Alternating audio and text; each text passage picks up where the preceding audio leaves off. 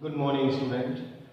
आज हम 11th में जो हम motion in straight line chapter पढ़ रहे हैं, इसमें जो आपका इम्पोर्टेंट टॉपिक है, कभी कभी ग्राफ के फॉर्म में आपसे पूछ लेता है कि बताइए वेलोसिटी क्या होगी, ठीक है ना। या ऐसे भी दिया जाता है कि जैसे आपका कोई भी ग्राफ दिया गया और आपसे बोल दिया जाए कि बताओ इस ग्राफ के द्वारा हमें वेलोसिटी फाइंड करके दो या विस्थापन कितना है ये बताओ। तो सबसे पहले प्रकार के जो आपके ग्राफ, ये आपका है displacement versus time graph, means विस्थापन समय पर, ठीक है ना। अब हमने इसके बारे में पहले भी चर्चा की है। विस्थापन समय जो वक्त होता है, सपोज करो आपके पास इस प्रकार से कोई कर्व, ठीक है, ये P है और ये आपका S है। क्लियर। अब हमारे पास एक ग्राफ दिया गया है कुछ इस प्रकार से, तो हमें पता है कि जो ये एंगल थीटा होता है, एंगल क्या होता है, थीटा, ये क्या कहलाती है, स्लोप, मींस झुकाव होता है। किसी भी कर्व का, वक्र का क्या होता है, झुकाव। तो ये जो झुकाव था हमने देखा था tan of theta, tan theta, और इसका मान क्या था, tan थीटा का मान y2 minus y1 upon x2 minus x। tan theta का मान क्या था, y2 minus y1 upon x2 minus x। Clear.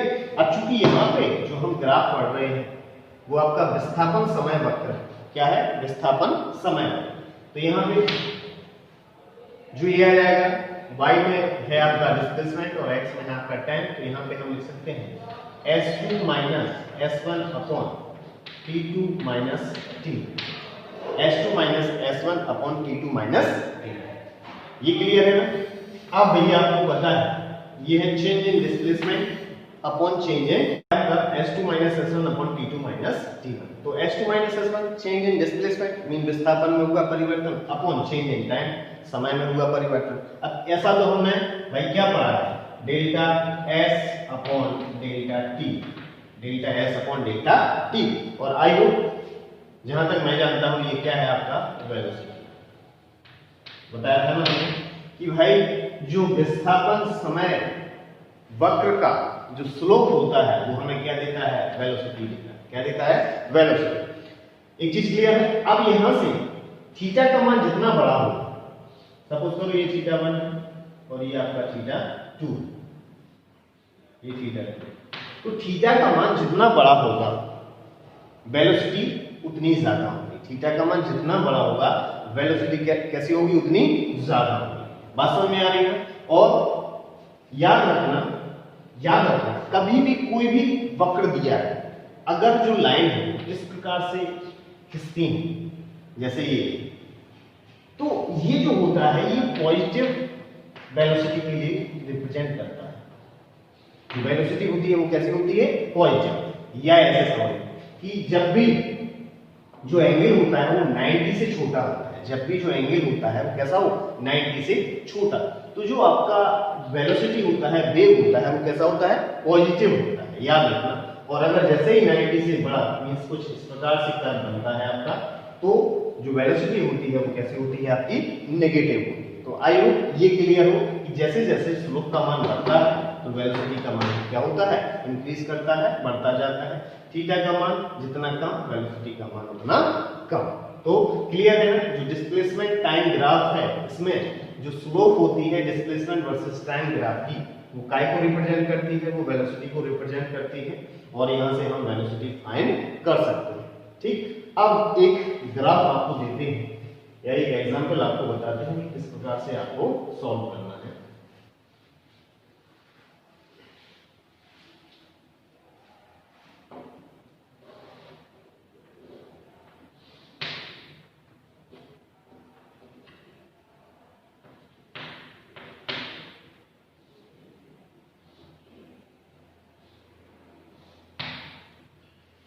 ये कोई रीजन है, ठीक, ये 5, ये आपका 10 है, ठीक, ये आपका 10 है, ये आपका 15 है,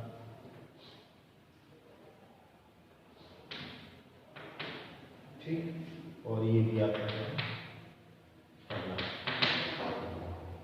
ये O है, ये A है, ये B है और ये आपका C। ये दिया है आपका एक वक्र दिया है, इसमें हमने आपसे कहा OA रीजन में आपको वेलोसिटी फाइंड करनी है, ठीक है। क्षेत्र OA फिर AB फिर BC में वेग ज्ञात। ठीक, अब ये ST ग्राफ है आपका, ये टाइम दिया गया है और ये आपकी डिस्प्लेसमेंट है। आपको पता है, ठीक है, कि जो वेलोसिटी होती है वो change in displacement upon change in time होता है। मींस जो वेलोसिटी है change in displacement means S2 minus S1 upon T2 minus T1, ये आपको फाइंड करना है। तो OA रीजन की अगर हम बात करते हैं, OA रीजन देखो ये वाला रीजन, तो इस रीजन में जो वेलोसिटी होगी, तो देखो ये वाला पॉइंट आपका अंतिम वाला पॉइंट है, ये प्रारंभिक बिंदु है। तो यहाँ पे S2 का मान कितना है 10, कितना है 10, 10 माइनस S1, यहाँ पे कितना है S1 0 अपॉन T2, यहाँ पे T2 कितना है 5।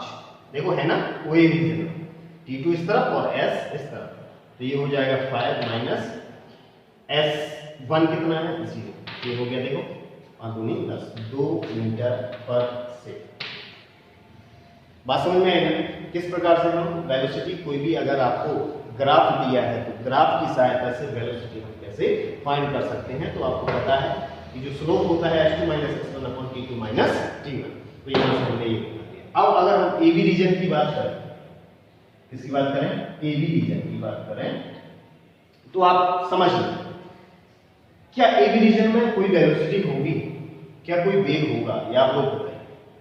देखो 5 सेकंड में जो विस्थापन है वो 10 सेकंड में जो विस्थापन है वो भी कितना है 10। मींस क्या कोई विस्थापन हुआ भाई, आप बताओ A से B में क्या कोई विस्थापन हुआ, 10 था, 10 A पे था और 10 ये आपका क्या है B पे। मींस विस्थापन में कोई परिवर्तन हुआ ही नहीं है। अगर विस्थापन में कोई परिवर्तन नहीं हुआ है तो वेलोसिटी का मान क्या होगा 0 होगा। ऐसे समझ लो, देखो हमने क्या कहा था कि जो स्लोप होती है S वर्सेस T ग्राफ की जो स्लोप होती है वो हमें क्या देती है वेलोसिटी। अब ये देखो ये x अक्ष के साथ क्या कोई एंगल बनाता है भाई, x अक्ष के साथ AB जो रेखा है क्या इसके साथ कोई एंगल बनाती है। मींस थीटा का मान क्या है 0, बनने वाला जो कोण है उसका मान क्या है 0। अगर बनने वाले कोण का मान 0 है तो वेलोसिटी का मान क्या होगा 0। क्लियर है ना। अगर ऐसे समझ में नहीं आया तो आप AB रीजन के लिए निकाल सकते हैं वेलोसिटी क्या होगी। देखो S2 माइनस S1, S2 कितना है 10, S1 कितना है 10, तो 10 माइनस 10 बटे S2 कितना है 10 माइनस 5, ऊपर 0 हो गया, क्या हो गया 0, तो वेलोसिटी क्या होगी 0। बात समझ में आ रही है। यहाँ पे देखते हैं तीसरे क्षेत्र जो आपका BC है, इस वाले रीजन के लिए हमें निकालना है। तो इस वाले रीजन के लिए आप लोग निकालेंगे, आपको स्पष्ट दिया है, ये पहला पॉइंट है, ये अंतिम वाला पॉइंट है। यहाँ पे S2 का मान कितना है 15, S2 का मान कितना है 15, ठीक है ना। और यहाँ पे S1 का मान कितना है 10 निकाल लेंगे। यहाँ पे T का मान कितना है 15 और यहाँ पे T का मान कितना है, मतलब T2 का मान 15 है और T1 का मान क्या है 10।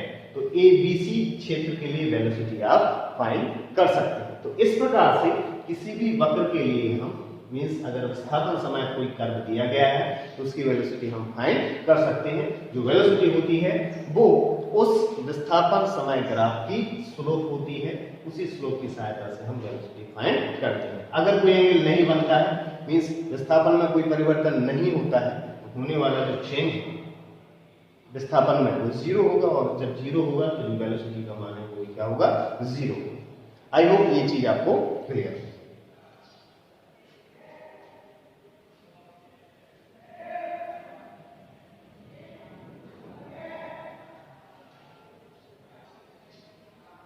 अब एक दूसरा ग्राफ दिया गया है, ये ऐसे आपका T है, ठीक है। इसमें OA रीजन दिया गया है, ए बी रीजन दिया गया है और बी सी रीजन दिया गया है। आपको क्या करना है, ओ ए रीजन में वेलोसिटी फाइंड करनी है, ओ ए रीजन में वेलोसिटी, ए बी रीजन में वेलोसिटी फाइंड करनी है और बी सी रीजन में आपको वेलोसिटी फाइंड करनी है। अब याद रखना, देखो A B O A reason, ये तो आपका देखो इस प्रकार से लाइन बनी हुई, एंगल जो है बनने वाला एंगल क्या है, बनने वाला एंगल 90 से छोटा है और 90 से छोटा है, तो जो वेलोसिटी आएगी वो पॉजिटिव होगी। कैसी होगी? पॉजिटिव। दूसरा जो रीजन है, ये रीजन हमने आपको बता दिया है, जब भी कोई सीधी रेखा क्षैतिज रेखा होती है या एक्स अक्ष के साथ कोई एंगल नहीं बनाती है, वहां पे वेलोसिटी का मान क्या होता है? 0। अब बात करते हैं तीसरे रीजन। तो देखो तीसरा रीजन, तो तीसरे रीजन में सबसे पहले तो आप एंगल के द्वारा देखेंगे। देखो बनने वाला जो एंगल है वो 90 से कैसा है? बड़ा। बनने वाला एंगल है 90, हमेशा ये वाला एंगल भी लेना है यहाँ से, ठीक है ना। तो बनने वाला, यहाँ पे बनने वाला एंगल 90 से छोटा है, इसलिए वेलोसिटी कैसी है आपकी? धनात्मक है। यहाँ पे जो बनने वाला एंगल है ये 90 से बड़ा है, तो यहाँ पे आप बताओ वेलोसिटी कैसी होगी? यहाँ पे जो वेलोसिटी का मान होगा वो कैसा होगा? नेगेटिव। मींस देखो यहाँ पे 15 सेकेंड में जो डिस्प्लेसमेंट था वो 10 था, 15 सेकेंड में जो डिस्प्लेसमेंट था वो कितना था? 10। अगले 25 सेकेंड में जो डिस्प्लेसमेंट है वो कहाँ आ गया? 0।